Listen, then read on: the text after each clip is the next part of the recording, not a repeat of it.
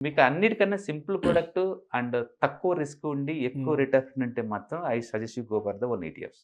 Right. ETFs. Right. Second best product index funds. Index funds. Okay. These are my like ఎందుకంటే అందరు inners ఇక్కడ. హ్మ్. Losers అనే కాన్సెప్టే లేదు. హ్మ్. అంటే స్టాప్ లాస్ అవసరం లేదు. యెస్. యెస్. అసలు మీ ప్రొడక్ట్ జీరో అవ్వదు అనుకుంటే హ్మ్. ఆ కాన్ఫిడెన్స్, ఆ హ్మ్. నమ్మకం అప్పుడు పడుతుందన్నప్పుడు పానిక్ అవ్వాల్సిన అవసరం లేదు. హ్మ్. మార్కెట్‌లో పానిక్ పట్టడం అనేది మామూలు విషయం. హ్మ్. సో, ఎంత క్వాలిటీ స్టాక్స్ అయినా సరే, ఈ ఐటీ స్టాక్స్ అన్నీ క్వాలిటీయే. బట్ హ్మ్. అన్నీ పడుతూనే ఉన్నాయి కదా! లాస్ట్ 10 డేస్ నుంచి. అవును. హ్మ్. అలాంటప్పుడు ఏంటంటే మనకు పానిక్ గురవుతాం. ఎంత మంచి కంపెనీ అయినా సరే మన కళ్ళ ముందు హ్మ్. -5, -10 అవుతుందంటే భయమేస్తది. యెస్. అదే ఒక ఇండెక్స్‌లో కొన్నారనుకోండి, ఆ పానిక్ ఉండదు నీకు. హ్మ్. ఎందుకంటే అన్ని కంపెనీలు కలిపి కదా! టీసీఎస్ ఇప్పుడు ముందుకెళ్తుంది. హ్మ్. ఇన్ఫీ కింద పడుతుంది. 2 బ్యాలెన్స్ అవుతాయి కదా! మీ ఐటీ దాంట్లో. యెస్. యెస్. అందుకని అంత టూ మచ్ పడదండి మిగతా వాటితో పోల్చుకుంటే. హ్మ్. రెండోది రికవరీ చాలా ఈజీ.